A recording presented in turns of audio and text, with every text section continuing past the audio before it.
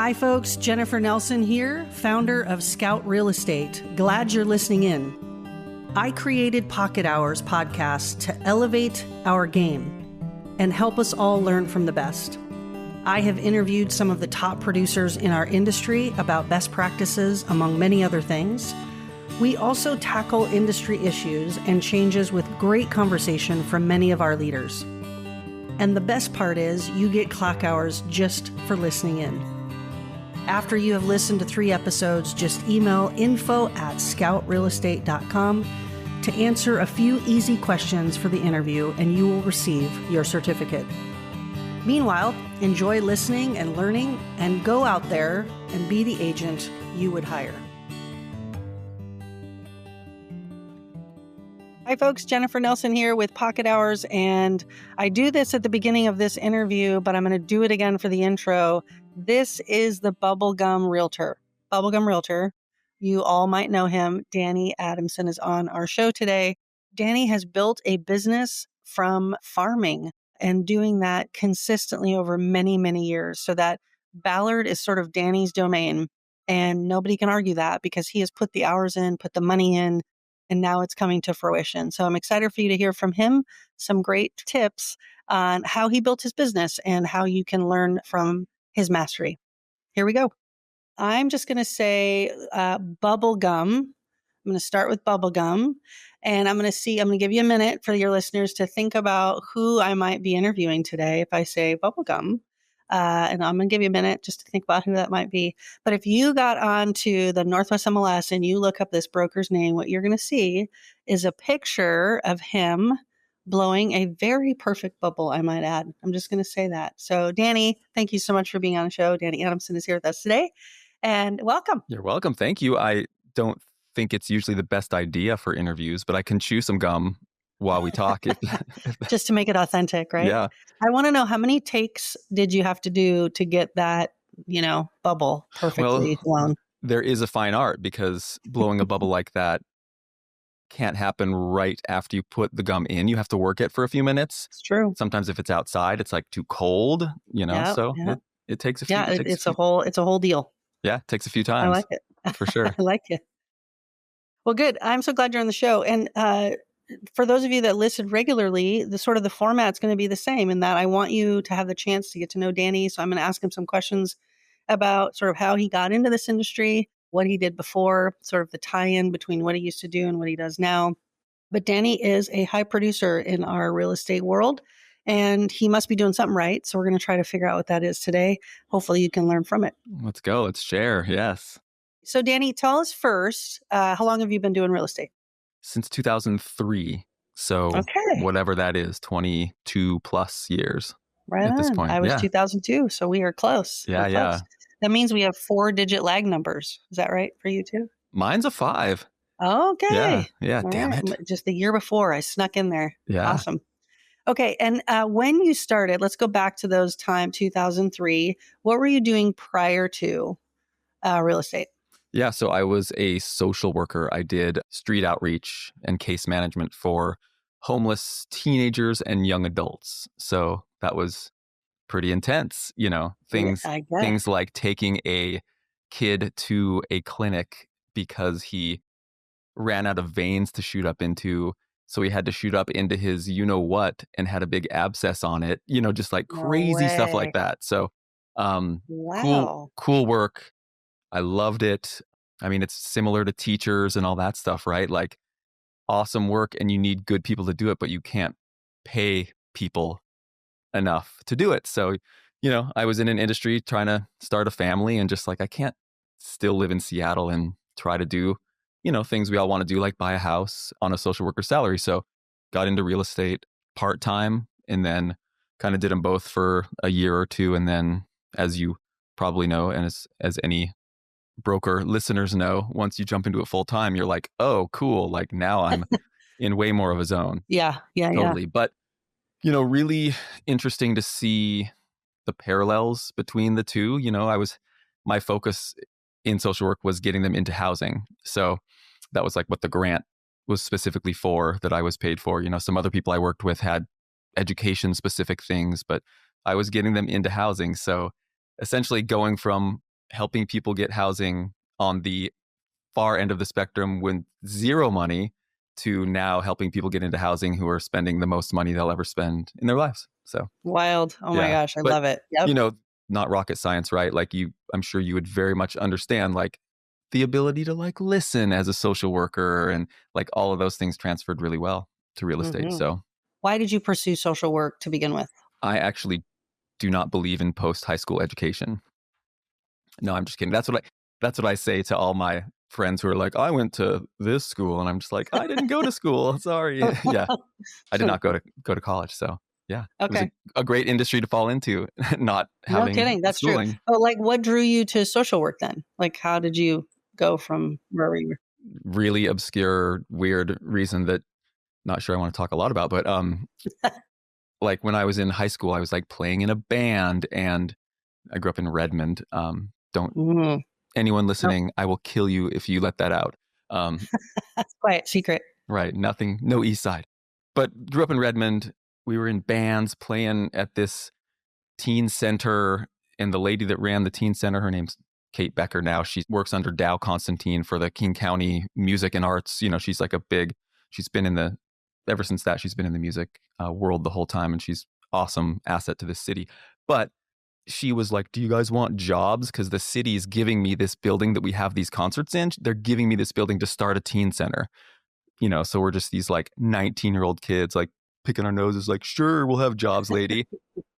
And so we worked at a teen center, and then from there, I worked at a place that started doing outreach, and then I came over here and got a job at that company called Youth Care that a lot of people have heard of. That's where I did most of the work. So yeah, So you're a social worker, and then you're like, hey, I think I want to do real estate. Tie me into how that happened. my wife was working at Jean Juarez salons at the time, so I guess she was probably the more of the breadwinner Yeah. since I was a social worker. She was doing great at it, but that still didn't kill it. We weren't like making enough so we could buy some crazy house or anything like that. So we bought our first starter house in North Seattle, kind of up in near Broadview. That experience was very average. We just didn't really know what we were doing. We met the agent through like a first time homebuyer class. And there's agents in my office, brokers. Sorry, we're not supposed to say agents Sorry. anymore. There are brokers at my office that do first time homebuyer classes, and they do a great job with those. And I'm sure they're very focused on client retention down the line. But the person that we did this class with was only about just meeting first time buyers, didn't want any follow up, didn't want your listing down the line.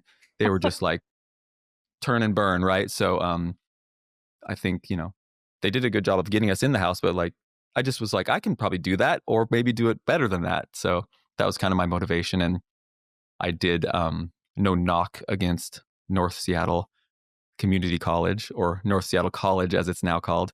But I did my courses there, so it took a whole quarter when everyone else I knew was like, I did it online in 10 days. And I'm like, Yeah. damn it, I should have done that. Why did I do that? Yeah. Exactly. What a waste of time. So yeah, I just went and got licensed there and started trying it. And yeah, And here we are, here we are. 20 whatever years later. Yeah. I'm thinking back, I similarly got into the industry because my broker was Esther Lee. And Esther Lee was probably in her 70s when I first started. And she was a no mess around kind of gal. She was like, this is how it's going. Here's my commission. If you don't, what did I say to her one time? I said, is your commission negotiable? And I was just a regular buyer. And she said, yeah, 3, 4, or 5%. I kind of Nice. loved it. Right. She was awesome. You had sort of a mediocre experience in real estate, and then you're like, I could probably do that better. So you got into it. Talk to us a little bit. So some people on the call just got licensed, and they're sort of like, we love to hear from high producers, but we don't know that we relate to them very much. Because take us back to, what do you think you did right, and what would you do differently in those first 5 years of real estate? I started at a company called Fireside Homes. I don't know if you remember that company. Kind of a smaller independent. They were in Shoreline. I asked friends of mine at the time because I was pretty young. A couple friends had purchased a house. So I had asked them, did they like their agent? And so I had a meeting with one of them. Can't even remember her name. She worked at Remax on Eastlake. I was kind of like, would you want an assistant? Which I do think especially nowadays, is like a pretty good way to crack in if you can get with a good broker or team. And she wasn't looking for an assistant, and maybe her office wasn't the right place, for new people. But so she was like, try this office. She referred me to Fireside Homes, and it was a good place to start. Not helpful for new agents, but the things that worked for me then, that office had a good system for floor time, floor calls, like, because those were the days when you would advertise in the Seattle Times or on Craigslist and it would just make the phone ring. You would advertise someone else's listing, find like a cheap listing or a good buy, and you would like put that online or in the paper. And it would, yeah, so you could sign up for a slot at the office and the phone would ring. And, I remember specifically getting a call for a place in Snohomish. And so, I just did the thing where I printed it out and printed out 5 other listings near there, and I went and met this couple who were strangers because they had just called and they didn't like that house. But I'm like, we can go look at these other ones. And that hooked them, So just being able to run out, I guess, kind of to answer your question, I would say the model, especially if you're new, but even if you're established, I'm a big fan of the model where you respond super quick, and you're willing to run out if they want you to come quick. Of course, if someone calls me to come have a seller meeting on their house, I usually try to push them to a couple days later so I can just mentally get there. But, if they're like, can you come today because they want me to and I'm available, like that only helps you, So I've gotten a few pieces of business over the years just from people who are like, you're so on it. Like, we appreciate that. Or wow, you email us at midnight, wow, like you work a lot, it's like, I know a lot of people have boundaries with that and that's good for them. But for me, I've always had good success with, because I'm a night owl. So I remember some clients said to me, the reason you got this job was because we emailed 4 different brokers and you're the only one that responded to our email. And I was like, wait, it's not my winning personality? What do you mean? Anywho, it seems sort of silly that we would be talking about responsiveness. However, it's a real deal in our industry. So if you're a new broker listening to this, you sort of are waiting for your phone to call, but when it does, oh my gosh, answer it and or call back that person right away, text them, do whatever it is to show that you're a professional paying attention and willing to answer the client's needs at the time they need it answered, right? for sure. And another thing to answer your question about things that worked at first, I remember specifically the day when I switched from being part-time, which was essentially after the 9 to 5 window. I would go in the evenings and weekends, but that moment when I was like, cool, I'm here all week, I'm like, it's freaking Wednesday, whatever. The ability to just tour inventory and go see listings, like all of a sudden I felt that was kind of a game changer because I'm fortunate to be really established in Ballard. So this is easier said than done. If you're all over the place, if you're in Linwood and Renton, it's hard to tour so that amount of inventory. So you can be an expert if somebody calls. But, I had a couple of situations where someone was like, hey, we're thinking about looking in this area. And I'm like, oh, I've seen those 4 houses, just like being able to reference them already. Or if you meet with a seller and you're like, oh yeah, I saw that one and it's not as good as your house, blah, blah, blah. Like that stuff is huge. It's gold. I always say to people and my brokers here at Scout, I say, and anyone can be up in their underwear at 2 a.m.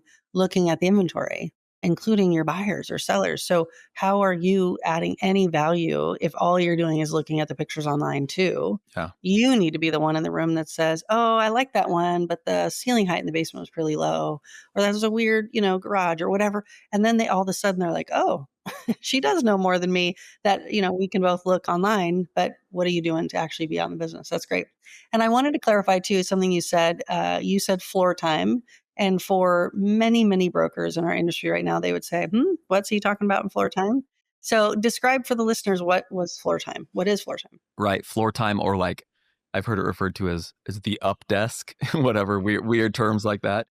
And that model has changed too. Well, so it's a thing where if your office gets a phone call for a buyer or a seller who's looking for a broker or a walk-in, if you're signed up during a certain time period, that call goes to you. Most offices I've been at, including Lake, most offices, I've only been at 2, Fireside Homes and Lake now for almost 20 years. It used to be you had to be there. I think COVID shifted that model where they're like, cool, now if one comes in, we'll just email it to you at home or call you and say, get back to this person.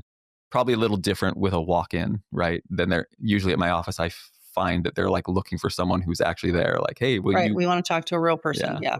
It's died down a little bit in our industry because so much stuff is online and a lot of people prefer to sort of do the initial stuff, not by just walking into a real estate office and saying, I need to sell my house. There's other ways to do that. However, I'm surprised to hear that it is still happening for sure. There's people that want them. I mean, it's one of those things too, right? It's like a total crapshoot. It's like Yeah. 1 out of 30 times you sign up for a floor shift, you're going to actually get a lead. And then, 1 out of 10 of those might actually be a good one. So, Yes. but I don't know, same ratios go with open houses, right? Like That's true. you do 30 open houses in a year, even though they're thankfully now down to 2 hours instead I of know. three, Thank God. you know, 30 of those a year. So that's 60 hours of your life. It feels like pain sometimes if you're not getting leads. But if you get one, you start to be like that, Yeah. even that was worth it. That's pretty good hourly rate. Right. And a target rich environment. I mean, honestly, open houses are people that are actively in the market, right? Right. So Right. it's a pretty good deal. Let's change directions a little bit just to say you're 5 years in the business. And at what point did you think, I think I'm pretty good at this, and why? Like, what made that difference? I'm 5 years in the business and the recession is like mid swing. Okay. You really want to talk about that? Oh, God. Yeah, we have to. That's part of the dig. Yeah. Well, God, recession wise, it was really interesting out of the recession, starting to meet with people who are like, oh, we got to get rid of this, or even in the tail end of the recession, got to get rid of this condo or this house because we overpaid. We got screwed by this recession. We're underwater. I thankfully got to commiserate with them and be like, I know what you're talking about because I was totally the guy in, when did the recession hit? Summer of 2007. So let's call it like April of 2007. I was like, I'm kicking ass at this real estate game. I'm doing great. I'm feeling like Daddy Warbucks, right? This is me. What can I get on camera? Right? Oh, Doing that. yeah. Yeah. Let it rain. Let it Right. rain the So, home.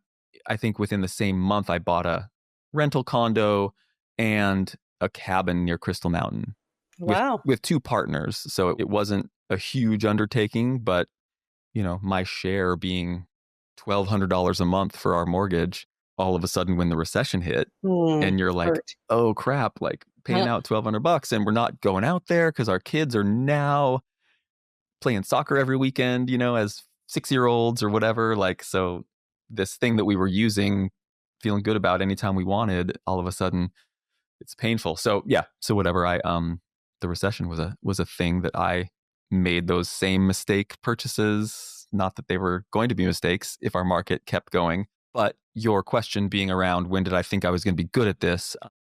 I don't know if this fully answers the question, but like the thing I can think back to is I remember first off at Fireside Homes, and this is very telling to new agents. Like I went the first 6 months there not doing a deal, right? So you're like, this sucks. Am I going to be good at this? But yeah, I mean, I see new brokers at my office go a year without doing a deal. It can take a long time.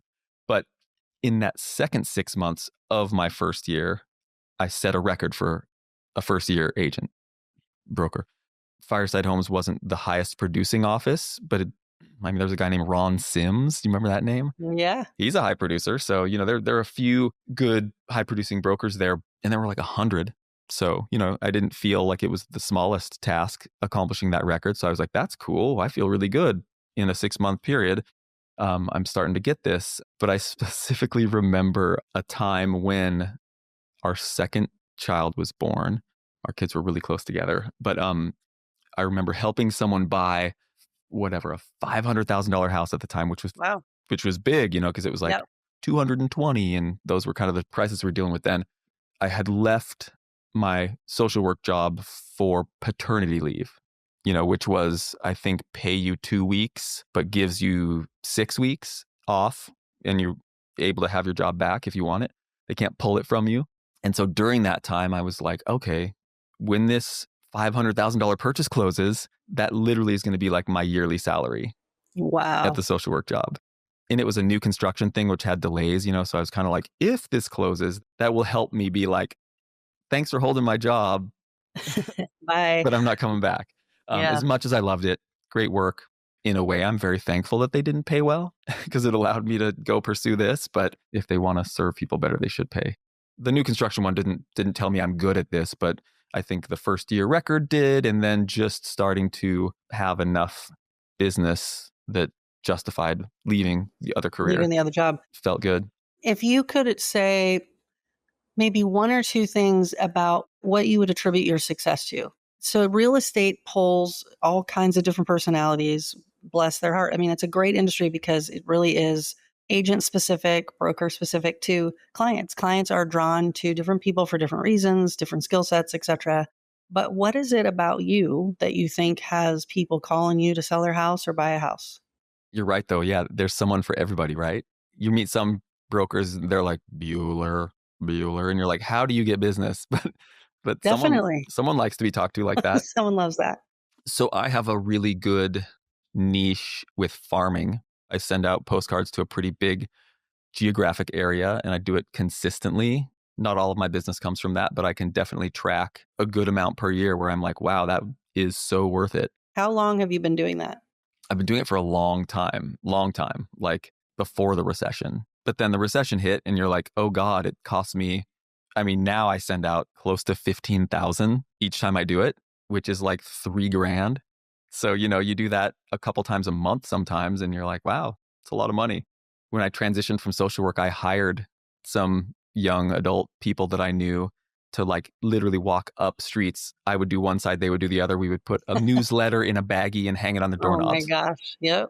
So, and then you see so many in Seattle, of course, probably a higher ratio than other places. You see lots of no solicitor signs, right? So I'm like, okay, that's annoying. From people just like you. Yep. Right. Right. So that's kind of annoying. You're like skipping every fourth house. I'm like, maybe it's just worth spending the money. So whatever. Even when I was at smaller numbers, I was spending, let's call it, I don't know, $500, And in the recession, that was tough.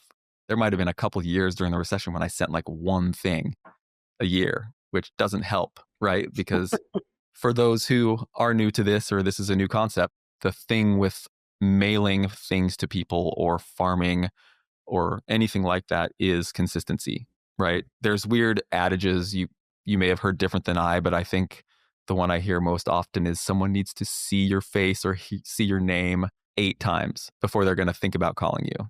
I don't know who the hell came up with that, but whatever, we'll go with it. It's arbitrary, but we like it. Right. So you have a lot of people that try to do mailers and they'll do one and they'll spend $1,000 and then maybe they'll do another one like 6 months later. And it's just like, I don't know. I've been fortunate enough because I do enough business around here. Like what I aim to do is everything I mail out has to do with me.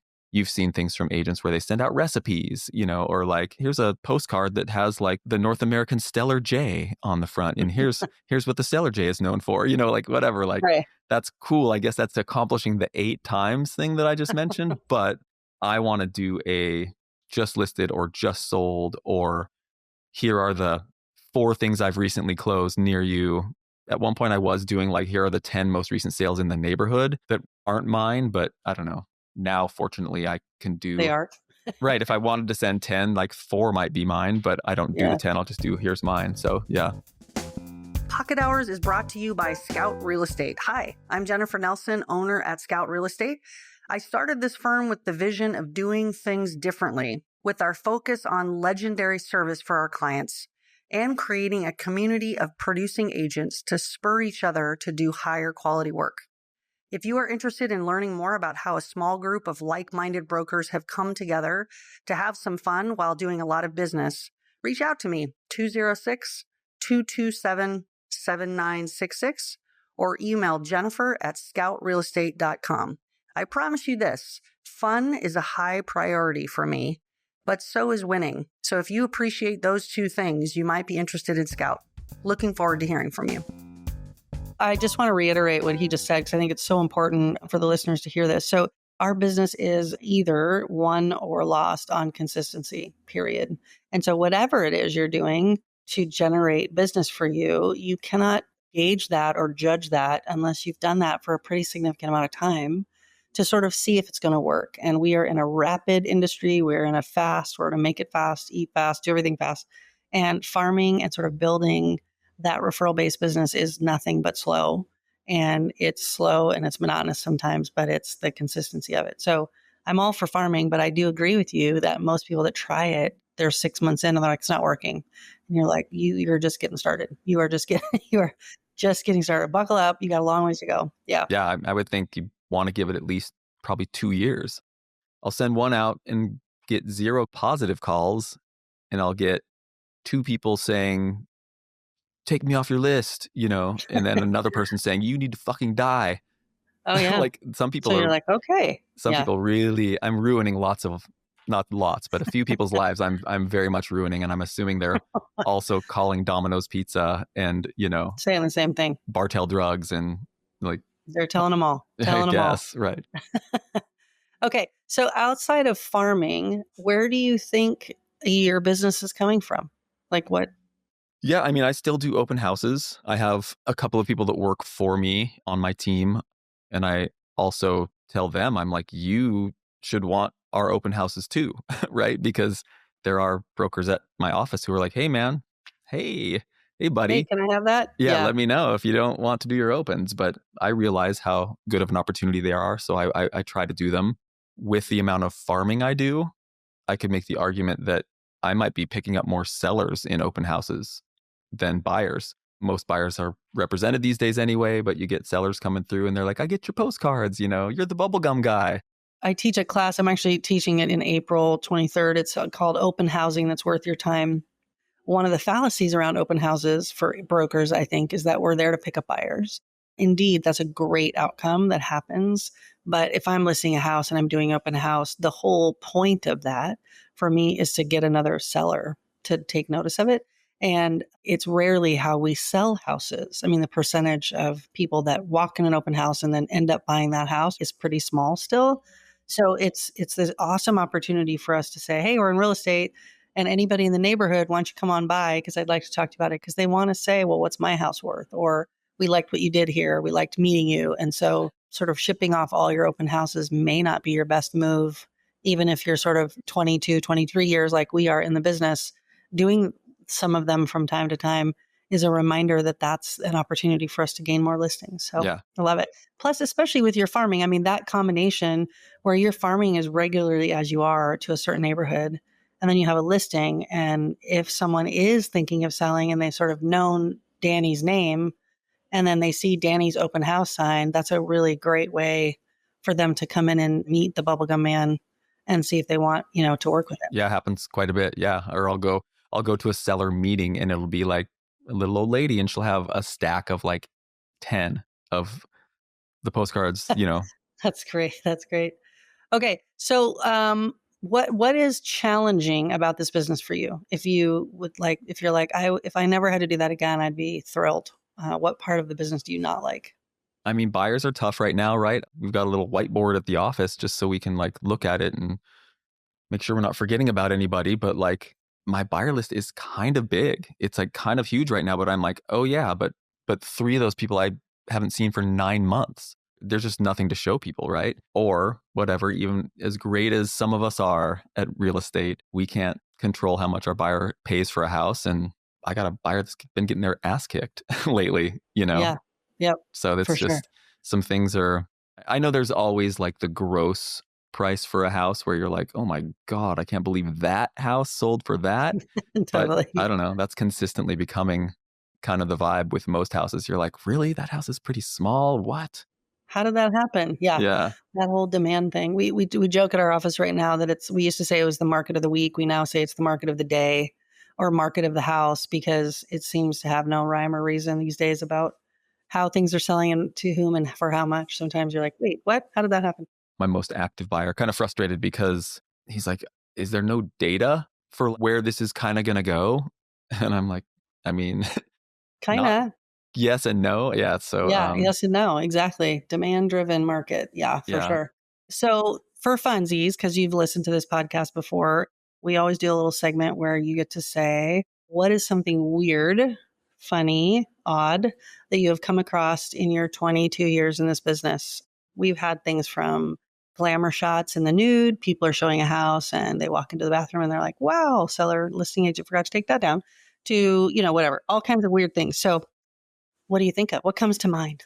I remember one where you do the normal protocol of calling the seller. This is before you were booking showings online, when you would just call an occupied home, typical one where you left a message saying we're coming at 3 o'clock, with a few hours notice, typical ones where you open the door and someone's like walking by in a towel, just getting Hey, out of the shower, that type of thing.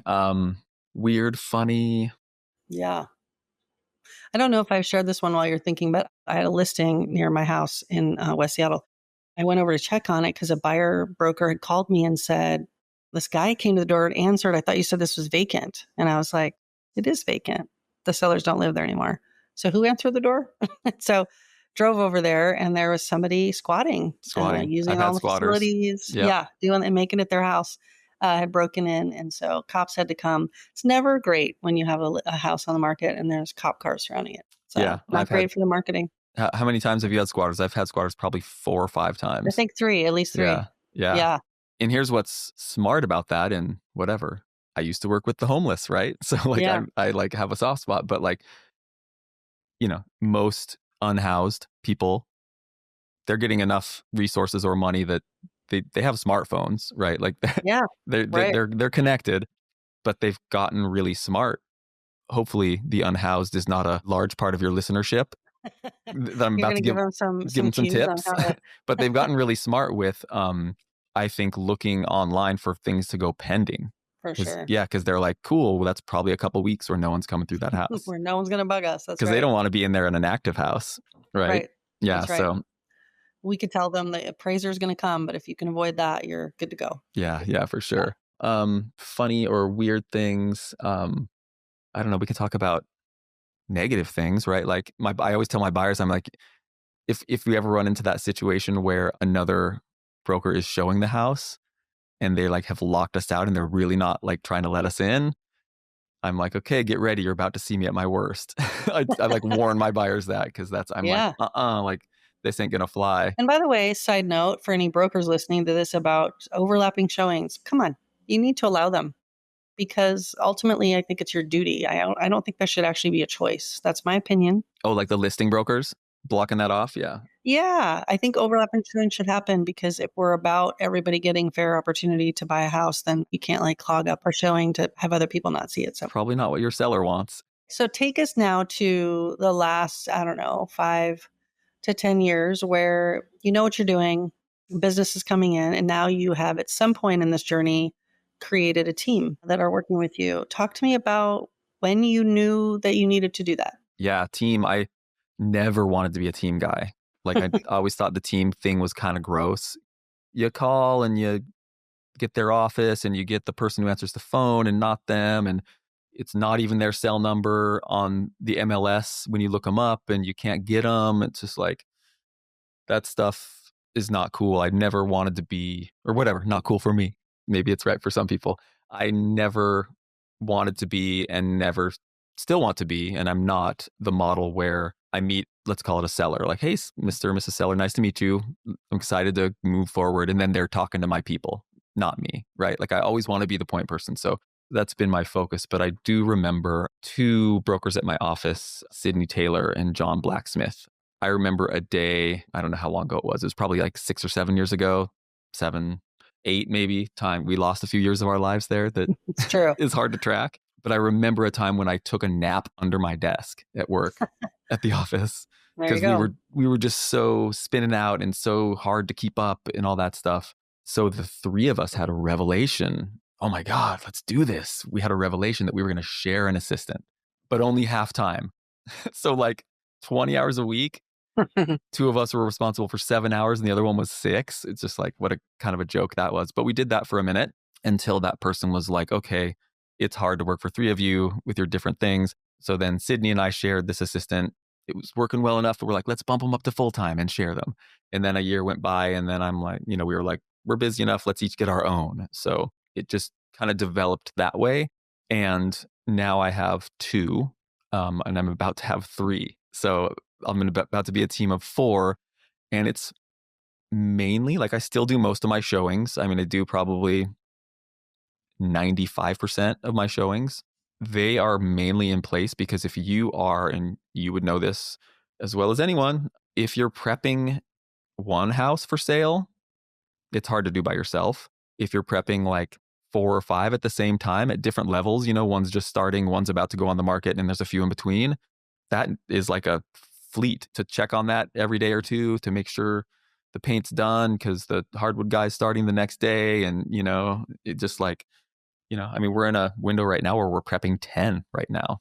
Wow. Good for you. So that needs to be all hands on deck. Pretty on. Yeah. You're going for it. Yeah. Scheduling, all the stuff. So Some of the questions that I think people ask is, I'm nervous that I'm going to take on a team member to help me, and then the business is going to dry up or slow way down. And how do I sort of manage that part of it? So without having to share your entire structure of how your team works, because that's for you to know and not for us to know. Have you found a way to avoid that, I guess? I guess I've just been having enough business to justify keeping them. I essentially, when I was at that moment when I'm like, cool, I'm ready for my own full-time person, I was like, even if that means I'm bringing home less, it's going to help my work-life balance. So I'm like comfortable making that leap, like, let's do it. And then I made, whatever, 30% more the next year, so I was like, that was worth it. It helped me be more productive. So I would say if someone's not consistent enough with their business, that's probably not the person who should be hiring an assistant. Like, it's the same thing. This is totally going to probably get too obscure, but maybe not. You'll know what I'm talking about. The model of paying a split at an office versus a desk fee. Our office actually offers both. For the listeners, paying the desk fee usually is what established agents who know they're going to have business coming in, it's what they do. So like being a split agent who's like, I want to go to desk fee because it will save me money, but what if I hit that window where I have no closings in 5 months and I'm just writing $1,000 check every month or whatever your desk fee is? Like, it's kind of the same thing, right? Like, maybe that person's not ready to hire an assistant because it's like, I'm paying that person. I don't know. You can pay them differently too, I guess. I've always hired people with like a guaranteed salary plus they get bonus on top of that. So the icing on their cake will come from betting on me, right? And so my 2 current assistants, one of which who's leaving to just get into a different career, but they, a year or 2 ago, they're like, I'm totally down to bet on the Danny Adamson model. I want to go 100% bonus. Hmm. So like, Wow. and I don't think, a new person who's thinking about, should I hire an assistant? They're probably not going to find someone who's willing to jump on all bonus. But like, if I make no money, my people make no money right now. Yeah. So, Yeah. but they make more by taking this risk. Yeah. And I will speak to the person who is thinking about being an assistant, is to check out the different structures around that, because if you get in one that's too salary based, you're not really going to ever sort of move into real estate full time. So I love the structures that sort of make it be, this is what it's like to be in real estate. We have to sell houses in order to have food with our meals, right? And it's not, we have a job that we get paid. And so be careful about getting too comfortable in a team position where you're not really putting it out there too, risking what's happening out there, right? Yeah, for sure. Yeah, that's great. I've also never heard of, I'm trying to think back from the coaching and teaching I've done over the years, the people that are asking the right questions about adding, should I have a team or should I take on an assistant? If you're already asking that question, the answer is probably yes. Right. Right. The answer is probably yes. And most of the time, people get super motivated, like they have the best year ever. Like they take on that assistant and they're super nervous. And the next year they do amazing Right. because they're responsible for someone else being on that team. But if you can make enough more money to more than pay them, then of course it's worth it, right? Yeah. Because we can always quantitatively figure this out. Totally. But we can say, it just gave you how many hours back in your life, right? Fun fact, of the probably 6 or 7 people I've hired over this time period, none of them have had real estate experience. That's like the last thing I'm looking for. Okay. And I've had applicants that have, and I've always gravitated toward the people who don't have experience. Yeah. Even the people who have applied, I'm not saying this about them in particular, but some of those people are failed real estate agents on their own, and I'm not necessarily looking for that. Or they're really the model of someone who wants to learn from me to then leave as soon as they can Sure. to do their own thing. I'm under no illusion that an assistant's going to stay forever, but I do hope to get a couple years out of them, not just 1 year and then they're gone, because you do spend a lot of time training them on your It's systems and true. stuff. You do have to Yeah. train a lot. That's very true. Tell me a little bit about how or if anything has shifted for you since the National Association of Realtors lawsuit and the new buyer broker agreement. Were you practicing having buyers sign an agreement prior to that happening? No. And I know obviously they existed and we have talked about them at my office, and one or two of the 100 brokers at Lake Real Estate had used them in the past. So I've known all those discussions, but I was more of the model of like, cool, just respectfully, we're on the same page. I'm taking time away from my family, so don't screw me over. That was kind of the model I went by. But no, I'm having no troubles with those discussions, and I think it's actually been kind of cool and been helpful. I'm into the buyer brokerage agreement, and I think people are down to sign it, and it cuts away from the flaky people who maybe Totally. are going to bounce back and forth between a couple of brokers, and it helps tie people into you quicker. So I'm pretty into it. More official. We like it. Yeah. Yeah. That argument of like, you would never work with a seller and not sign something. Like, so why is that different for a buyer? Like, that totally It's makes true. sense. It does make sense. Yeah. That's very good. So Danny, what else do you think the listeners should know about you and your success? Like if I'm a new broker, if I'm a seasoned broker and I'm listening to this interview, what other bits of advice would you hand out? I have listings that get 5 offers, 12 offers, whatever. So I'm often in a position where I'm getting 10 offers, therefore calling 9 people and saying like, hey, sorry, you didn't get it. I think the relationship aspect of our business, I think, is pretty huge. By no stretch am I trying to say like, I'm the sweetest one out there that everybody loves, but being able to handle that type of thing professionally in the right way so that people are comfortable coming back to your listings, and offering again, rather than they don't like how you handled it, or you're not responsive, you're calling them because they lost, and you're like, they want to know what it went for, and you're like, I'm not allowed to tell you that because my seller doesn't want me to share that information. Like, bullshit. Like, your seller trusts you. I know the rule is that we're supposed to ask our sellers, but like, my sellers know that I'm doing everything in the right way. And I also would love someone to convince me the reason how we're doing our seller damage by letting anyone out there know that it sold for $300,000 over asking. Even if Yes. even if that deal flips and you're back on the market, how is that? I understand the other way. Don't want to tell people you accepted 50 grand less, but like, this whole like, we're not comfortable sharing that with you. Like, I worked freaking 30 hours like showing this buyer and getting them to offer you as much as we possibly could. That's like the least you owe me. It's a benefit to everyone because then it has more educated buyers out there. So if I'm able to go back to those buyers and say, by the way, you guys hit the mark by 100 grand, you missed the mark by 100 grand. The next time we're out in that industry, we're likely not going to do that again, or we're going to look for different houses.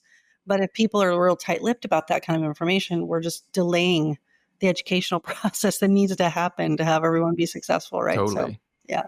And those relationships help too, treating people the right way, because it helps you on the other end. I've definitely been third or fourth place before and been given the opportunity to maybe be the one that gets to step up. So, or, if things are close, the other broker's ability to tell their seller, like, this is the person we want to work with because they know what they're doing. We're not going to have any hangups. It's going to close. Get what you want. Yeah. One of the misnomers, many brokers don't know this, is that there's no confidentiality around the other offer. And so if you can get your seller more money by talking really explicitly about the benefits of an offer, but your sellers would like this instead, you are obligated to do so.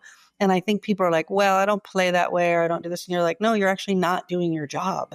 Sure. If Yeah. you're sort of thinking that you're being so ethical when in fact you're really missing the mark. I know you do like roundtables Yeah, sometimes. yeah. That'd be an interesting one. The whole, we have 10 offers. Of course, most the way I do it, like, number 9 is, I'm not even talking to number 9, whatever. But like, some people do the thing where they email everyone and saying, here's where we are. I'm meeting with the seller in 3 hours. The top 3 offers have no contingencies. They're at this price, and this price. Mm-hmm. That'd be an interesting roundtable to It see, would be. because You're right. I That's a don't good do one. that, and I also recognize that probably could make my sellers a little more money, Mm, right? But also, like, that could also burn some bridges because some people don't like that, and then they don't want to come. Maybe my value for my sellers is coming with people that think the process is a little more fair than that. I don't know. Like, I'm not saying there's a right answer to that. That's an interesting yeah. discussion. I also think that idea of false hope is real. And a listing agent's coming back to me and I'm $200,000 below what the top offer they got is. And they don't tell me that, but they say, come on back with your highest and Oh best. God, Right. Like that's not even fair to my buyers you because I feel have like you're number two by a long shot, and they're by just a long trying to shot, like tell me that. push Just number like, one hey, up. there's 7 offers and you're not even in the running. Sorry. Oh Thanks for your right, offer. Right. Like that's I feel like a kind approach to the buyers, not trying to come up with 5,000 more thinking they actually have a shot right. and they don't even. Because I feel like when someone's doing the, like, different story if they're telling you you're number 7 and you're 200 grand off, right? But Yeah. if they're just saying, like, you know, come up more, Yeah. I think everyone at that point feels like, I know I'm number 2, number 1 offer kicks ass, and they can't Right. get as much from them, and so they're just trying to get us to push them higher. So Yes. it's always tough, like, what to say and how to squeeze more money for your seller and how to not get used and burned as a buyer, right? All the nuance part of Yeah. our business. Yeah. Um, Danny, thank you for your Thank time. I you. really appreciate it. This was fun. And Yeah, I appreciate you're it. kicking ass. Good job. Congratulations Well, on building a really solid business. we've had run-ins. We've done a deal this year Yeah. and Woo, woo. almost did another one, right? We'll So do it's another been one. It'll fun. happen. It'll Yeah. happen. Yeah. Well, thanks for having me. It's been Yeah, fun. you bet. And I appreciate your time. Thank you so much for listening into Pocket Hours. I hope this has been interesting, fun, made you laugh, made you think, spurred you on to do and implement some new things in your business. I appreciate your time and hope this has been a good use of it, period. Now, go be the agent you would hire.